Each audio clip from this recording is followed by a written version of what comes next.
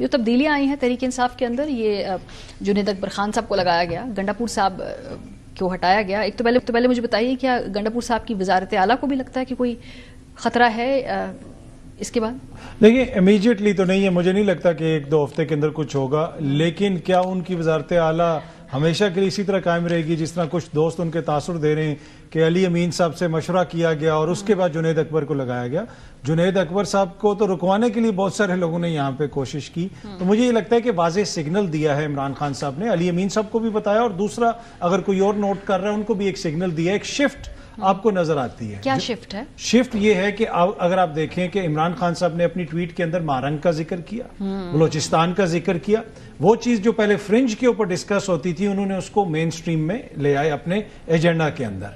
और फिर जिन शख्सियात को वो सामने लेके आए हैं, जुनैद अकबर साहब, उनके साथ जिस किस्म का सलूक किया गया जुनैद अकबर साहब के साथ, जितने मुकदमात उन पे हुए, बार बार उनको गिरफ्तार किया गया, और जुनैद अकबर साहब ने जो फ्लोर ऑफ द हाउस तकारीर की वो भी रिकॉर्ड का हिस्सा है। फिर जो KPK की हुकूमत है उनके हवाले से जुनैद अकबर साहब मुतअद्दिद बार तहफ़्फ़ुज़ात का इजहार कर चुके हैं, अली अमीन साहब के हवाले से तहफ़्फ़ुज़ात का इजहार कर चुके हैं। तो मेरे ख्याल में एक वाज़ेह शिफ्ट है कि इमरान खान साहब मैसेज दे रहे हैं कि अगर चीजें हमारे कुछ सेटल नहीं होती हैं तो फिर मुख्तलिफ है, हम भी अगला गेयर लगाएंगे, उसमें ये मामला भी डिस्कस होंगे, स्ट्रीट के ऊपर इस चीज के ऊपर भी प्रोटेस्ट होगा, और एक जो पहले आपको चीजें कम सुनाई देती थी उनको भी वो मेन स्ट्रीम करने के एक तरह से इशारा दे रहे हैं। तो मेरे ख्याल में वाज़ेह शिफ्ट आपको ये जजमेंट आई 190 बिलियन पाउंड, उसके बाद आपको लगता है चेंज ऑफ हार्ट हुआ है खान साहब का कि भाई अगर खासतौर पर बुशरा बीबी के जेल में जाने के बाद?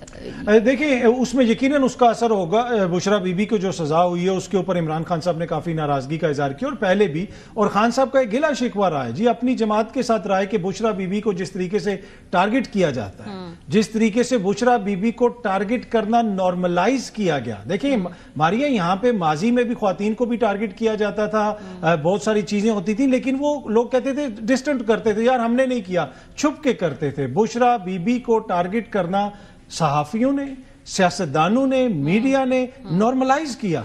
अभी भी कहा जाता है कि जी वो जादू वहां पे पढ़ाया जाता था, वहां पे ये होता था। तो एक जिस तरीके से उसको नॉर्मलाइज किया गया, खान साहब को लगता है कि मेरी जमात के कुछ लोगों ने उस तरह उसका दिफा नहीं किया। और अली अमीन साहब को सदारत से हटाने की भी एक वजह ये भी है कि बुशरा बीबी नाराज थी उनसे, बुशरा खास तौर पे जब वो 26 नवंबर को आगे जाना है, नहीं जाना, किस गाड़ी में बैठना है, किसने लीड करना है, नाराजगी थी वाज़ेह, उसका भी ये नतीजा है। मतलब बुशरा बीबी के साथ साथ और लोग भी नाराज थे। देखिए ना, एक तो अली अमीन ने पहले बुशरा बीबी को साथ ले जाने से इनकार किया, 24 तारीख को वहां पे बुशरा बीबी बाकायदा बहस करके उधर साथ आई, अली अमीन उनको साथ नहीं लाना चाहते थे, फिर वो डी चौक भी नहीं आना चाहते थे।